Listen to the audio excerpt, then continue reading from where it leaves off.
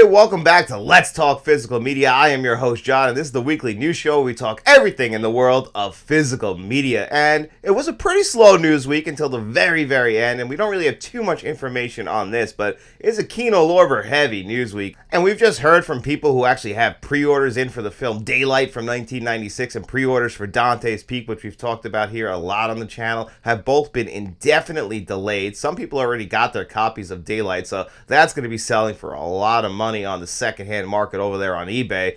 But no reason was given or anything like that. They said a production issue for some people who got emails about Daylight being delayed or canceled. It just said delayed indefinitely, and they were going to refund the orders. And Dante's Peak apparently was just outright indefinitely canceled. So not entirely sure what happened, but I did a little bit of research myself. These movies came out 1 year apart from each other. Both of them were produced by Universal Pictures. So my question is it something to do with the licensing rights from Universal Pictures? Did something happen with the contract? I'm not entirely sure, but the discs were done, and apparently there's nothing actually wrong with the discs themselves. It just says a production issue, so maybe that's something with the printing of the discs, or in my case, what I'm thinking is it's something to do with the rights to the film. Now again, at this point, it's all just speculation, but I have personally never seen a movie get pulled right when it's about to come out and just be told it's delayed indefinitely when apparently there's nothing wrong with the disc. If there's something wrong with the disc, I've seen that happen. But if you're saying that the discs are fine, it doesn't really make much sense, especially when people have already gotten their copies of Daylight. Very strange. So hopefully we'll have more information by the time this show airs next week, but right now that's all we got, and just very interesting and very confusing. Hopefully KINO LORBER sheds some more light on that so we can find out exactly what the hell is going on. I know people were very excited for Dante's Peak to be coming to 4K Blu-ray, so I'm sure they're pretty upset about that. Daylight, to a lesser extent, you know, a lot of people do love Sylvester Stallone, and I'm sure a lot of people do love that movie. Me personally, I don't really care for the film Daylight. I wasn't going to grab that. I wasn't really going to grab Dante's Peak either right away, but eventually I would have grabbed that. Hopefully they work it out and those 4K Blu-rays do come to fruition. Slow news week actually ended up turning into a pretty damn busy news week because Criterion decided to announce their June releases for 2025, and there were three big ones that absolutely stood out to me. First one is Mishima, A Life in 4 Chapters, directed by Paul Schrader. I actually reviewed this here on the channel years ago, just the Blu-ray release, but now it's going to be upgraded to 4K Blu-ray, and that is one of the best looking films that I have ever seen. So to see that getting the 4K Blu-ray treatment is absolutely awesome.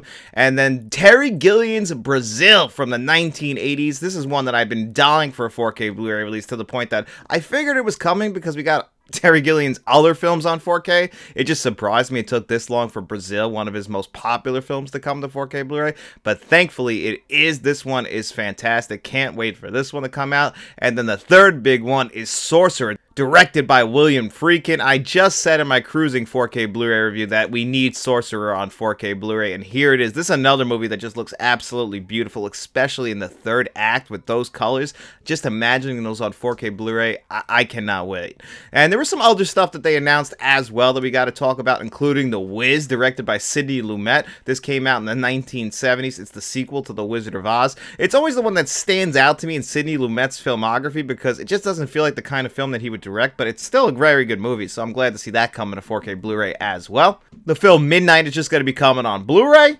Thelma's Mock Stranger, No Chaser, is going to be coming to Blu-ray as well. And then 32 Films About Glenn Gould is going to be also coming to Blu-ray. So June Criterion releases just hit a grand slam in my opinion. There's 3 in there that are must-owns. One of them I'm gonna definitely be picking up. Now Mishima I probably won't be able to pick up on day one because as far as June goes, like between Brazil and Sorcerer, I already don't have those in my collection, and to have them on 4K Blu-ray, those ones I have to pick up in June. So Mishima and The Wiz, I'll probably wait until a 50% off sale just because I already own Mishima, so I already know that that's just going to be an upgrade to the visuals, very similar to Thief, so there's no reason for me to pick that up on day one, but it's one I absolutely want to own, so on a 50% off sale, I'll probably grab that one. Same thing with The Wiz, but man, they really knocked it out of the park with this one. I'm so happy to see Brazil, Mishima, and of course, Sorcerer coming to 4K Blu-ray. Those are huge news in my opinion.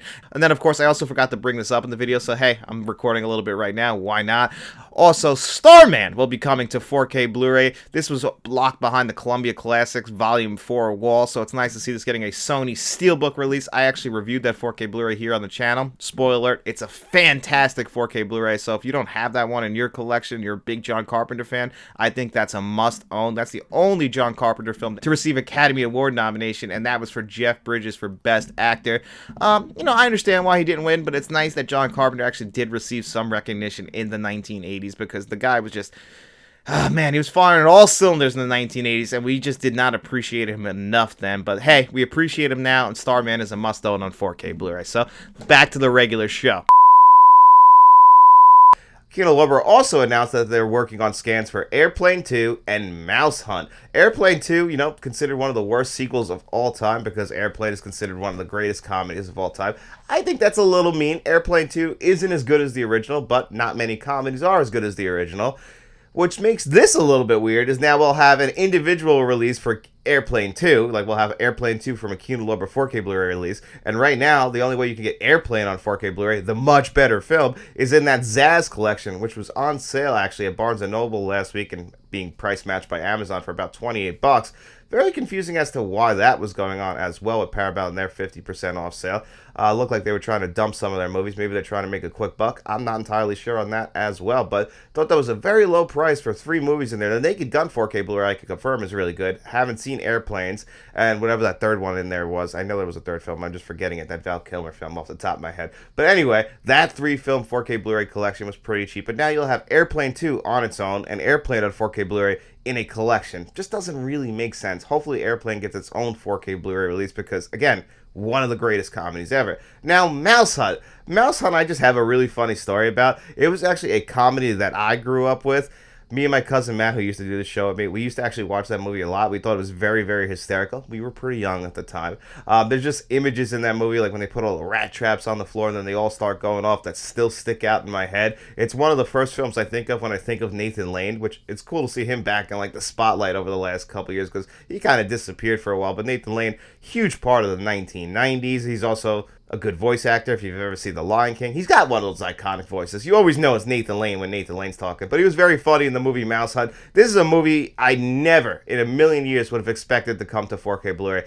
I didn't even realize other people remembered the movie Mouse Hunt, so it's pretty cool to see this one getting a KINO LORBER 4K Blu-ray release as well. Sometime down the line, they just announced that they're working on these scans. It's not really real until we get some announcements about, like the extras and the transfers, like Kingpin from them. Kingpin is actually going to have a brand new 4K remaster. We saw the extras, so we know that Kingpin from the Farley brothers is definitely coming to 4K Blu-ray, unless KINO LORBER decides to pull it at the very last second. A couple of Steven Soderbergh films are going to be coming to 4K Blu-ray, looking like it's going to be in like that cheap Warner Brothers packaging, but hey, at least it's coming to 4K Blu-ray if you want to grab it. Those movies are The Good German and The Informant. Steven Soderbergh actually has a film, Black Bag, in theaters right now, which has a really good Rotten Tomatoes score, so people are enjoying this film. I actually can't see it till this upcoming Wednesday.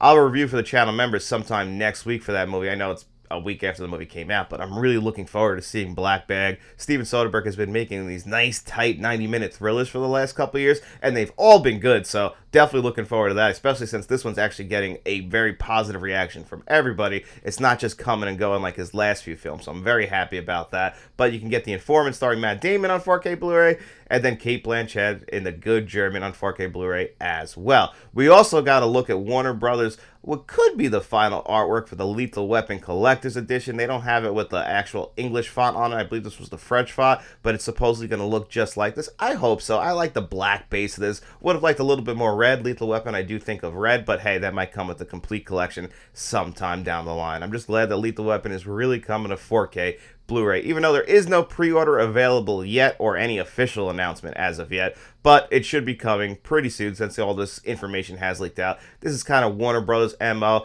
It gets leaked before we actually get the official announcements, and Warner Brothers lately has been giving us a lot of Dolby Atmos tracks, so I imagine Lethal Weapon might have a new Dolby Atmos track while also maintaining the original theatrical audio, like last year's Terminator and Blazing Saddles, and the upcoming release of those Clint Eastwood movies on 4K Blu-ray, The Outlaw Josie Wells, Pale Rider, and of course, Dirty Harry are going to feature those same things. So I imagine this being Warner Bros., Lethal Weapon will also feature those same exact audio features. But again, all speculation because we do not have an official release announcement yet about Lethal Weapon, but we do know that it is coming. And then the last bit of news for this week's Let's Talk Physical Media is that Princess Mononoke, Miyazaki's one of his masterpieces, I would still say Spirited Away is probably his most famous film that everybody knows, but Princess Mononoke is right on its tails. It's also a great anime film, I believe, also from 1997.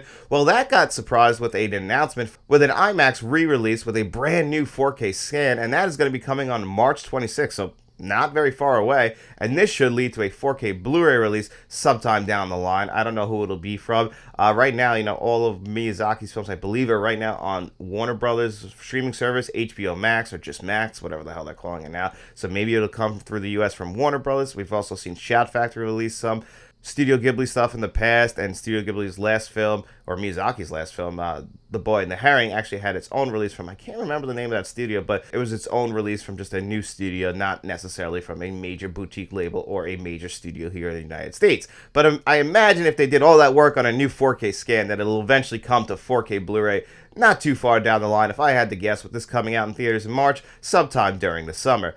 But that's pretty cool. I'm definitely glad to see Princess Mononoke getting a new 4K remaster. Hopefully this opens the door for more Miyazaki films getting the 4K Blu-ray treatment, or at least a new 4K scan so we can see it in the theaters. You know, a lot of movies are getting re-released in theaters this year. I think that the film industry has realized from last year with Interstellar, like getting re-released and making all that money in IMAX screens or 70mm IMAX screens, that they're starting to release a lot more older films and promoting them with their re-releases. Like Jaws for its 50th anniversary is getting promoted for a re-release in theaters, given not with a new scan, but TMNT is supposedly going to be re-released in theaters with a brand new 4K scan, which should open the door for the original 1990 TMNT to also get a 4K Blu-ray release sometime this year, which has been rumored for a while. Hopefully it means that the entire trilogy will be coming to 4K Blu-ray, but just like Lethal Weapon, at least we're getting the original, which should hopefully open the door, depending on sales, for the rest of those movies to come to 4K Blu-ray, because hey, who doesn't want TMNT on 4K Blu-ray? So that's pretty cool. It's just cool that the film industry hopefully is learning some of its lessons, and, you know, people are realizing that modern day films,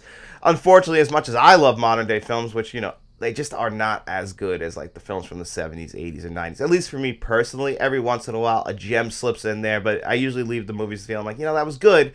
That was pretty good, and sometimes I even leave the movies feeling like that was great, but I never feel like some of those movies from the 1980s get me. So it's nice to see that the movie studios, the movie theater industry has figured out a new way, like show these younger audiences some of these classic films like Jaws that they've never seen before, or TMNT, movies that we grew up with. Show them these movies. Maybe they'll learn to appreciate classic film, because we have over 100 years of film to go back on. And I know some people can't look past black and white and subtitles, but man, if you're a film fan, there's so much back there to explore, even from like the 1920s and 30s, films that you are missing out on. You know, yeah, we get movies all the time now, but, you know, a lot of them, I would say, are just very generic studio releases that don't live up to what you're hoping they'll live up to, where you can go back and watch a movie that you'll be blown away by and be like, wow, we really had such care for filmmaking back in the day. I'm not saying that filmmaking today isn't done with a lot of care, but just a lot of the stuff we get today just feels like studios trying to make a quick buck, and it always disappoints me because I love the movie industry. You know, it's obviously a business first, I get that, but the art of film is still my favorite thing on this planet, and I'm always hoping for that next big thing to break through. I never want to see the film industry disappear, the theater industry disappear, and of course, the physical media industry disappear, just because it's something that I absolutely love, and I know it's something that you guys also absolutely love. And on that note, I'm going to get out of here. Thanks for joining me on another episode of Let's Talk Physical Media. I hope you guys enjoyed the show, and if you did, don't forget to like this video, don't forget to subscribe to the channel, don't forget to share this video. We also have channel membership, so if you want to become a friend of the channel, a producer for the channel like John Doe Juggalo, or a channel director like Nicholas Head, Uncle V, and Kevin Kruger, or even a bankroll member like Frank from Frank's Media and Reviews and the legendary Mr. Smelly Potato, you guys can look for all that information in the description below. Look at all the different perks, including your own choice review each and every single month if you are a director or higher. And guys, also don't forget that John Doe Juggalo and Frank from Frank's Media and Reviews have great YouTube channels. Subscribe to them as well, especially if you're a fan of physical media, because you will not be disappointed. Both of them are just genuinely great guys who deserve your support. But of course, guys, if you got no money to throw away, don't worry about it. We just hope you enjoyed the video, and if you did, get out in those streets, tell your friends about us, and then we'll be seeing you around.